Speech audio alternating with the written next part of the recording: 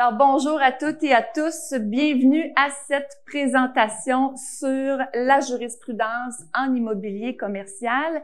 Je tiens à saluer également les gens qui sont en ligne avec nous et qui ont accès à la présentation de manière simultanée. Je m'appelle Caroline Simard, je suis avocate, je suis vice-présidente gouvernance et la secrétaire corporative de l'OACIQ. Je suis très heureuse d'être avec vous aujourd'hui pour pouvoir vous présenter les enseignements des tribunaux dans votre domaine de pratique. On a 30 minutes avec nous aujourd'hui. Ça va être un 30 minutes bien rempli. Alors, sans plus tarder, je vous présente une première cause qui nous vient du comité de discipline de l'OACIQ et qui est une réclamation d'une rétribution sans qu'il y ait existence d'un contrat de courtage. C'est une décision qui date de 2021 pour des faits qui se sont déroulés entre 2009 et 2015. Alors, je vous donne ici la trame factuelle.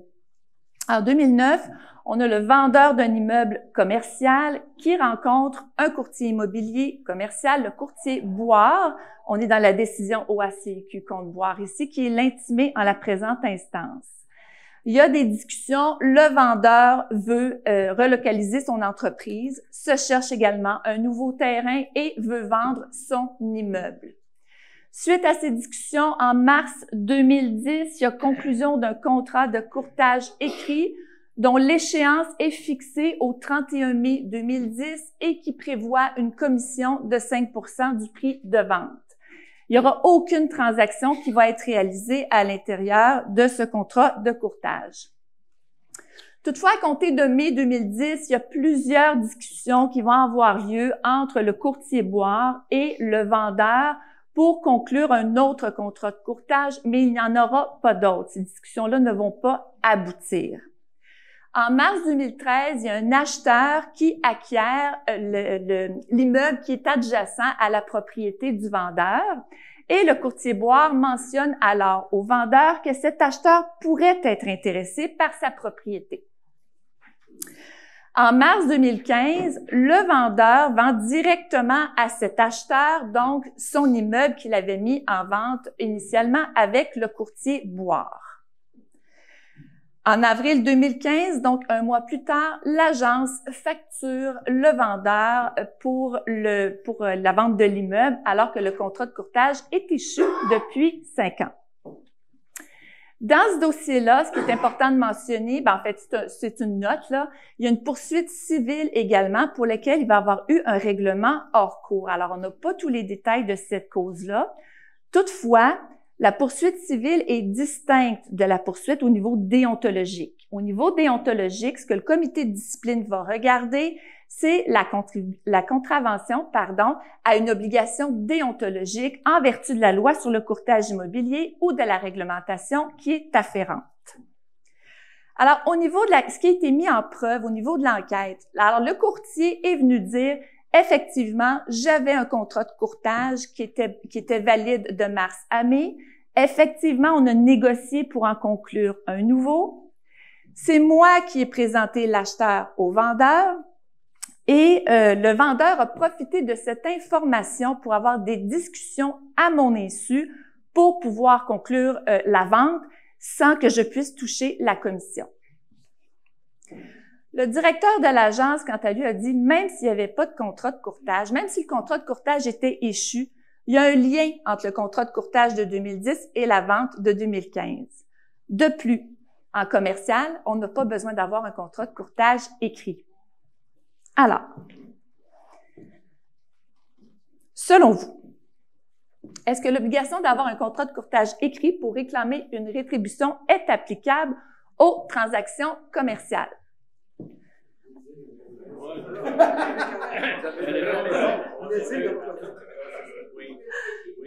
Oui, c'est bon ça. Alors, depuis 2010, effectivement, le contrat de courtage écrit est obligatoire pour toutes les transactions, peu importe le domaine. Par ailleurs, ce que le comité de discipline est venu dire, c'est que ça protège les parties à la transaction et les titulaires de permis en cristallisant les obligations. Et enfin, dans ce cas-ci, le courtier et l'agence ont plaidé coupables et ont reçu des amendes respectives de 7 000 $ et 5 000 $ pour cet élément, pour avoir, c'est-à-dire demander une rétribution sans l'existence d'un contrat de courtage. Ce qui est important de mentionner également ici, c'est que cette décision du comité de discipline, elle est fondée sur le règlement sur les contrats et les formulaires. Ce règlement a été abrogé en mars 2023. Toutefois, le reste de la réglementation, pas tout le reste, mais enfin d'autres règlements de l'OACQ ont également été modifiés pour venir renforcer cette obligation du contrat de courtage écrit dans tous les domaines. Et donc, si une telle cause devait se représenter devant le comité de discipline, sans présumer nécessairement de la décision, l'état du droit demeure le même, donc ça n'a pas changé.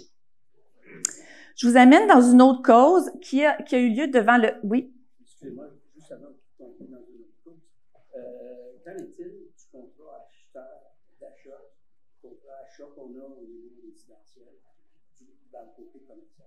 Ils vont en parler? Bien, ce qu'on va faire, c'est qu'on va passer la revue de jurisprudence parce que je vous dis, on en a pour un bon 30 minutes. Puis à la fin, peut-être qu'on pourra se parler puis voir ensemble pour les cas particuliers. Donc, c'est une autre cause qui est devant le comité de discipline ici. C'est une cause qui date de 2018 pour des faits qui se sont déroulés en 2016. Et on parle ici d'une clause de non-responsabilité dans un premier temps. Alors, ce qu'il faut dire, c'est que dans cette cause-là, c'est OACQ contre Immeuble Star et Michael Park. Et il y a énormément de chefs d'accusation dans ce dossier-là. Si vous voulez lire une cause du comité de discipline sur ce qu'il ne faut pas faire en courtage commercial, c'est probablement la cause à lire, considérant le nombre de chefs d'accusation. Puis on pourrait probablement passer la journée là-dessus. Mais donc, pour les fins de la discussion aujourd'hui, j'ai choisi 2 éléments. On va parler de clause de non-responsabilité et on va parler également de gonflement de prix.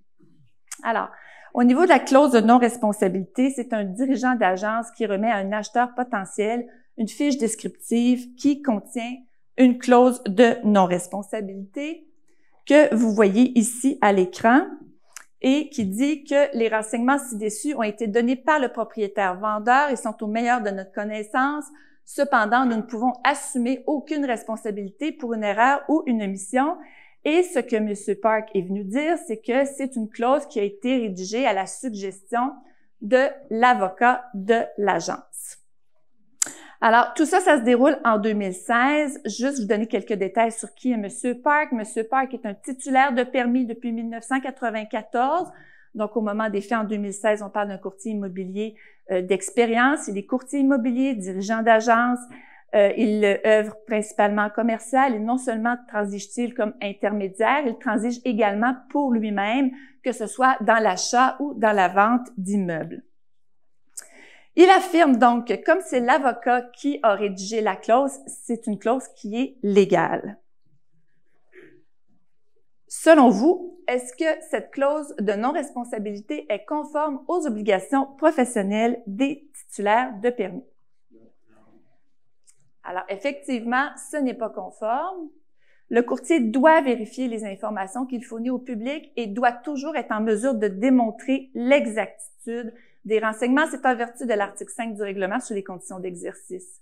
Ici, une amende de 3 000 $ qui a été imposée pour ce chef-là.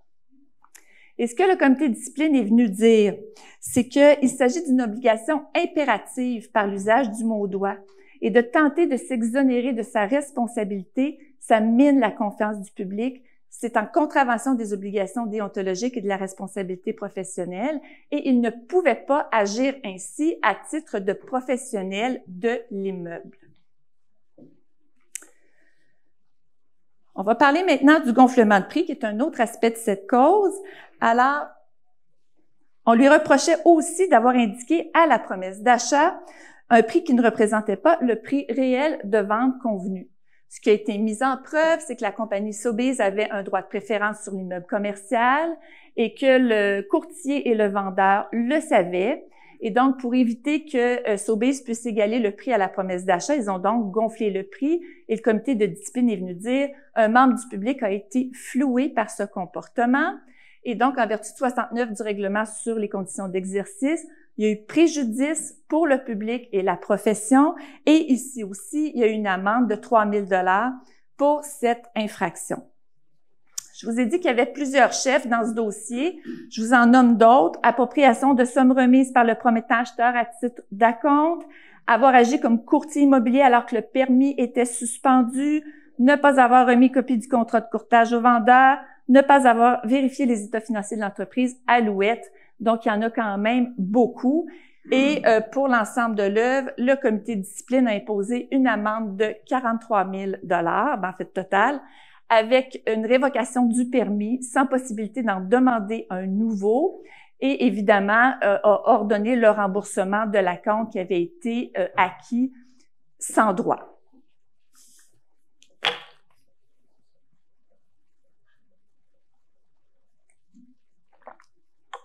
Alors, je quitte le comité de discipline et on va s'en aller en Cour supérieure. En Cour supérieure, c'est l'affaire Labrec contre Arnott et on va parler de clauses concernant la date de clôture. Alors, c'est une cause dans laquelle il y a quand même plusieurs protagonistes, plusieurs éléments qui sont interreliés. Alors, juste, je vous dire, quand je l'ai lu, il y avait tellement de faits, je me suis fait un petit schéma, puis je me suis dit, je pense que je vais le mettre dans ma présentation, puis je vais leur présenter, ça va être plus simple pour comprendre et pour expliquer assurément. Donc, voilà, c'est un terrain à vendre qui fait l'objet d'un litige successoral par les héritiers d'un ancien propriétaire qui revendique sa propriété en contestant la légalité d'une vente antérieure.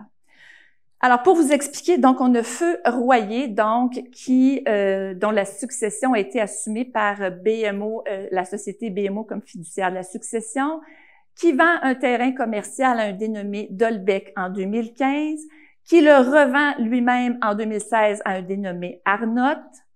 Et là, en 2017, les héritiers ou une partie des héritiers de la succession se manifestent, contestant la vente qui a eu lieu en 2015. Arnott met néanmoins son terrain en vente, sachant que le titre de propriété est précaire. Il connaît l'évêque, leurs enfants vont à l'école ensemble, ils se parlent, l'un veut un terrain, l'autre veut le vendre. Et l'évêque donc fait donc une promesse d'achat qu'il signe le 1er août 2020, sachant la situation avec les héritiers. Alors, malgré cette situation, décide de signer une promesse d'achat au 1er août 2020. Cette promesse d'achat contient les clauses que vous voyez à l'écran, puis je vais toujours me tourner parce que celui-ci est vraiment petit. Donc, au niveau de la clause 11.1, acte de vente, ce qu'on prévoit, c'est qu'il devrait y avoir signature de l'acte de vente le ou avant le 4 août 2021. Et l'autre clause dit qu'en référence à cette clause, donc, la signature de l'acte de vente pourra être changée n'importe quand, 30 jours suivant le règlement du litige. Alors, cette clause-là, en tout cas, la Cour va venir le dire, là, mais cette clause est toute sauf claire. Donc, ce qui arriva dans ce dossier-là, c'est que le litige successoral était fixé en juin 2021. Donc, avant la date prévue de l'acte de vente, de la signature de l'acte de vente, fixée à la clause 11, qui était le 4 août 2021. Mais comme il arrive rarement des choses comme on les a prévues, puis surtout devant les tribunaux, ce procès-là du litige successoral a été reporté en mai 2022, donc de manière postérieure à la signature prévue de l'acte de vente de août 2021. Alors, c'est ce qui fait qu'on en parle aujourd'hui ici, c'est parce que c'est allé devant le tribunal, devant la Cour supérieure, et on a demandé à la Cour supérieure de se prononcer. On a utilisé une requête en jugement déclaratoire, qui est un outil juridique pour demander à la Cour de statuer sur l'état du droit sur une situation particulière. Et ici, ce qu'on demande à la Cour, c'est d'interpréter les clauses que vous voyez à l'écran. Les acheteurs, eux, ce qu'ils disent, c'est écoutez, nous, on peut changer la date de vente n'importe quand, pourvu que ce soit 30 jours suivant le règlement du litige. Donc, que ce soit avant le 4 août 2021 ou après le 4 août 2021, ça n'a pas d'importance. Cette clause-là a préséance. Le vendeur, lui, est venu dire non. C'est plutôt l'inverse. C'est la clause 11.1 qui a préséance. La date était celle du 4 août et on pouvait changer la date de signature de l'acte de vente dans la mesure où c'était entre la promesse d'achat de 2020 et le 4 août 2021, s'il y avait un règlement du litige successoral entre les deux. Quelle est la valeur Je sais pas, la valeur du terrain, on l'avait pas dans le jugement, hein? Ça n'a pas été mentionné. Est-ce que la date de clôture de la promesse d'achat constitue un délai de rigueur rendant la promesse d'achat caduque?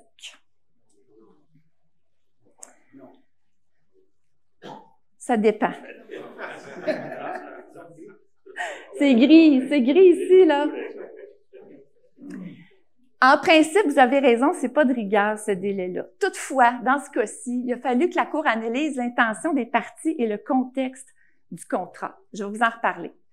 Aussi, toujours s'assurer que la clause reflète la volonté des parties. Sinon, peut-être aller vers un conseiller juridique qui peut aider. On est dans un contexte d'un litige successoral, c'est compliqué. On a des clauses avec des conditions. Un avocat dans le dossier peut certainement aider la cause. Aussi, quand on a une clause avec une condition, où on prévoit la réalisation d'une condition, il faut prévoir la conséquence de la non-réalisation de la condition. Par exemple, devient nul et non avenu. Dans ce cas-ci, la Cour supérieure a dit « les clauses auraient certainement gagné à être rédigées de façon beaucoup plus claire ». 2, ce qui a été mis en preuve, c'est que dans les échanges qu'il y avait eu avec les acheteurs, c'était clair que pour eux, c'était la date du 4 août 2021 qui était butoir. Parce que ce qu'ils disaient dans leurs écrits, c'était « si on n'arrive pas à signer l'acte de vente le 4 août 2021, we start from scratch ». Donc, on doit retourner au marché, on doit se rechercher une propriété. Alors ça a été révélateur de l'intention, assurément, de l'acheteur. Je vous donne un autre élément ici, c'est que ce qui a été mis en preuve, en tout cas ce que les acheteurs ont essayé de mettre en preuve, c'est que Arnott a essayé de se sortir de la promesse d'achat pour pouvoir profiter de l'effervescence du marché, parce qu'on est en 2019-2020. Mais la Cour ne s'est pas arrêtée à cette conjoncture-là en disant « je suis ici pour interpréter l'intention des parties, je suis ici pour interpréter des clauses contractuelles ». Alors, peu importe les raisons pour lesquelles il a voulu faire ça, parce qu'on voyait dans le jugement que quelques mois avant, le 4 août 2021, il essayait de s'en sortir, mais les clauses contractuelles ici ont prévalu dans la décision de la Cour supérieure. Alors, par rapport au contexte de la transaction, la Cour supérieure a regardé le fait qu'il s'agissait d'une transaction commerciale et est venue dire ce serait quand même invraisemblable ou douteux qu'un acheteur et un vendeur acceptent de conclure une transaction commerciale dans un délai qui va se reporter indéfiniment. Ça produirait des effets déraisonnables et autant pour l'un que pour l'autre. L'autre aspect qui a été considéré par la Cour supérieure, c'est que ça aurait quand même été étonnant pour le vendeur de continuer à assumer les frais de la propriété de manière indéfinie, alors que le prix de vente a été fixé en août 2020 et qu'en fonction de la fluctuation du marché, il ne profitera pas nécessairement de la valeur marchande ou de l'augmentation de la valeur marchande. Alors ça, le vendeur aurait jamais accepté ça. Alors, sur la base de ces éléments, de cette interprétation et de l'interprétation et du contexte commercial, la Cour a fait droit aux prétentions du vendeur Arnott et donc la promesse d'achat a été annulée. Je vous amène maintenant en Cour du Québec une décision de 2022 pour des faits qui se sont déroulés en 19 et 20.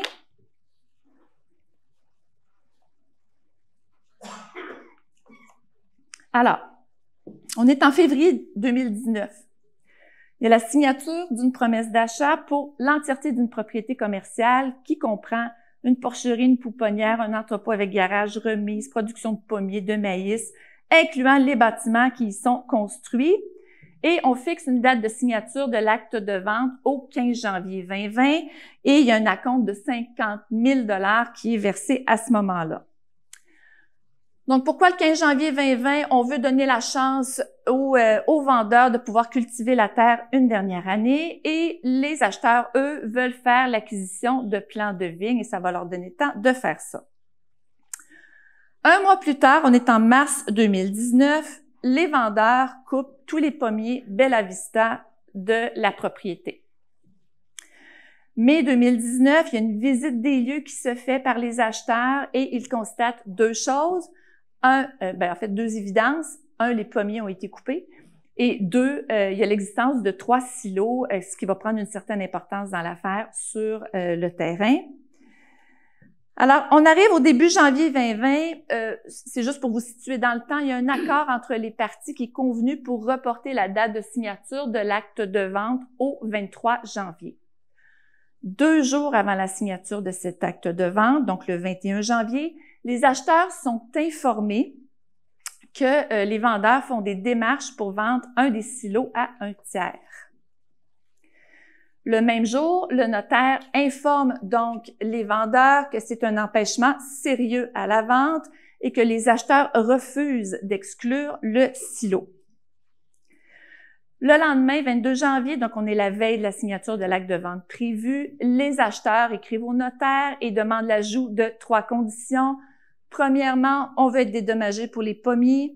Deuxièmement, le silo fait partie de la vente, de la transaction. Et troisièmement, on veut un engagement des vendeurs de se commettre sur ce qu'on vient de demander comme condition aujourd'hui. Le jour même, les vendeurs répondent qu'ils ne dédommageront pas les acheteurs pour les pommiers, puis ne parlent pas du silo. Le 23 janvier 2020, c'est la date de signature de l'acte de vente. Que se passe-t-il? Rien. On n'entend pas parler de personne jusqu'au 31 janvier 2020, où là, on entend parler des vendeurs par l'entremise de leur avocat, qui envoie une mise en demeure aux acheteurs, leur demandant de faire connaître leur position quant à la signature de l'acte de vente. On est donc le 3 février 2020, lorsque les acheteurs font savoir qu'ils ne signeront pas l'acte de vente, considérant la mauvaise foi des vendeurs et le non-respect de la promesse d'achat.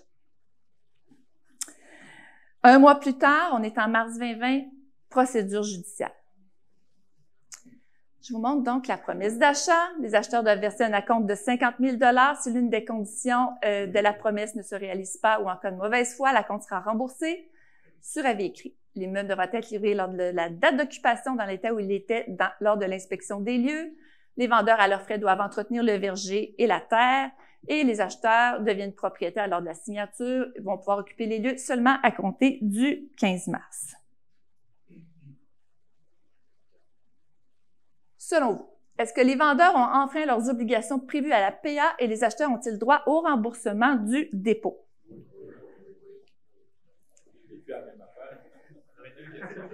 Exactement. Premièrement, il y a quelque chose que je dois vous dire dans ce dossier-là. Il n'y avait pas de courtier d'impliqué. Vous allez me dire, c'est évident, là. Il n'y avait pas de courtier d'impliqué. Mais on vous l'amène, cette cause-là, pour le principe. Parce que s'il y en avait eu, voici les obligations. Donc, c'est d'informer raisonnablement les parties des obligations découlant des documents que vous faites signer et conseiller de préserver l'état de l'immeuble dans l'état où il se trouvait entre la promesse d'achat et la signature de l'acte de vente. Encore une fois, si une situation particulière se produit, comme dans ce cas-ci, conseiller de référer un conseiller juridique. Et enfin, l'acompte détenu par l'agence ou le courtier fiduciaire appartient à l'acheteur jusqu'à la date de signature de l'acte de vente ou jusqu'à un jugement en passation de titre. Alors, ce que la Cour a conclu ici, c'est que les acheteurs étaient justifiés de perdre confiance dans les vendeurs en raison de leur silence qui constituait de la mauvaise foi et évidemment du non-respect des obligations prévues à la promesse d'achat. Je vous présente maintenant la dernière décision que j'avais prévue pour vous aujourd'hui. On va parler de partage de rétribution, une décision toute récente de la Cour du Québec en juillet 2023 dans Kamal contre Domexpert. Dans cette décision-là, il y a une kyrielle de recours. On va se concentrer sur le partage de rétribution, sinon c'est certain qu'on va s'y perdre. Ce sont des faits, donc, en 2017 et 2018. Je vous mets l'écran. Pendant ce temps-là, je vous explique le contexte. Alors, c'est Dom qui soutient avoir touché 50 000 $ de moins que ce qui était prévu à son contrat de courtage avec le vendeur. De l'autre côté, on a le notaire qui est Maître Hilal, le vendeur et l'acheteur qui, eux, disent que Dom a décidé de renoncer à une partie de sa rétribution, considérant que l'acheteur menaçait de se retirer de la transaction puisqu'il constatait que les revenus locatifs du centre commercial qu'il s'apprêtait à acheter étaient moindres que ce qui avait été déclaré à la promesse d'achat. Alors, tout ça, ça se déroule fin 2017. On a un contrat de courtage exclusif pour la vente d'un immeuble. Il y a une commission qui est fixée à 4% du prix de vente. L'acheteur, lui, il n'y a pas de courtier, mais il y a une série d'offres et de contre-offres qui vont se produire. Et au centre des négociations, ce sont les revenus locatifs du centre commercial. On demande 4,8 millions, on s'entend sur 4,4. Et la mésentente survient lorsqu'effectivement l'acheteur constate que les revenus locatifs sont moindres que ce qui a été déclaré à la promesse d'achat. Alors, le jour de la signature de l'acte de vente, c'est le 1er mars 2018. Vendeur et acheteur se présentent chez le notaire, chacun muni de son avocat, ce qui augure plutôt mal. Le courtier est également présent, bien sûr, puis le courtier décide d'enregistrer la rencontre à l'insu des autres participants de la rencontre. Cet enregistrement va être mis en preuve devant la Cour du Québec et ne sera pas contesté. Vous allez comprendre pourquoi dans quelques instants. Et la question à litige ici est, est-ce que oui ou non, Dom a renoncé à une partie de sa rétribution? Et si oui, pouvait-il le faire?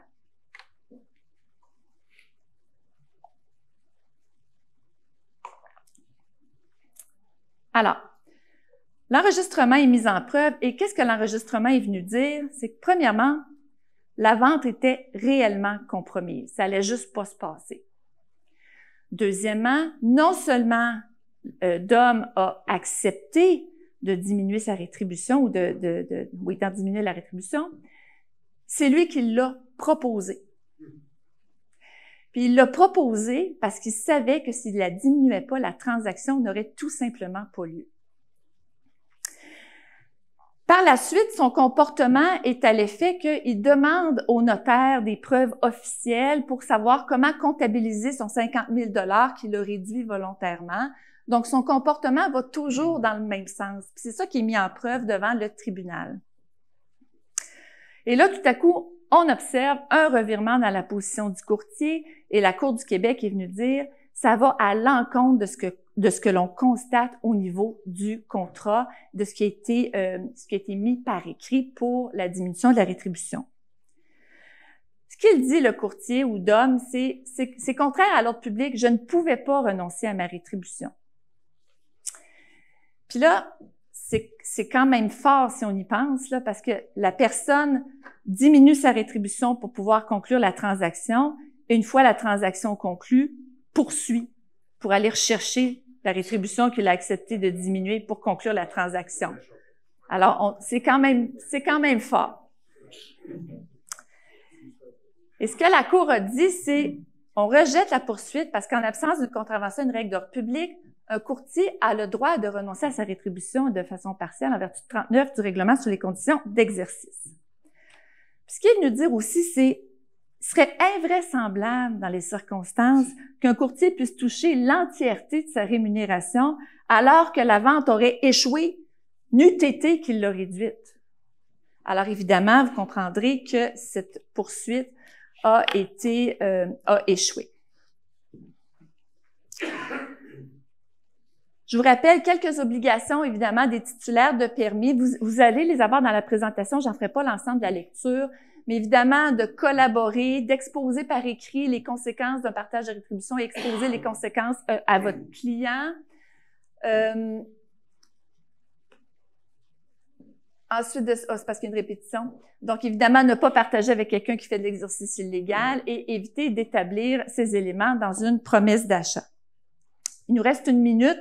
Simplement, ce que je voudrais que vous reteniez aujourd'hui, c'est, ça semble une évidence, connaître et respecter vos obligations déontologiques. C'est sûr qu'il y en a beaucoup, mais vous avez ces obligations et vous devez les assumer. N'oubliez pas ce qu'on a discuté ce matin au niveau de l'angle mort. Alors, pour les éviter, ces angles morts-là, vous avez des outils qui vous sont fournis par l'OACIQ. Allez sur Sinbad, il y a les lignes directrices, les foires aux questions, il y a les guides. Vous avez un programme de formation continue obligatoire qui est robuste au niveau commercial. Donc, n'hésitez pas à recourir à ces outils.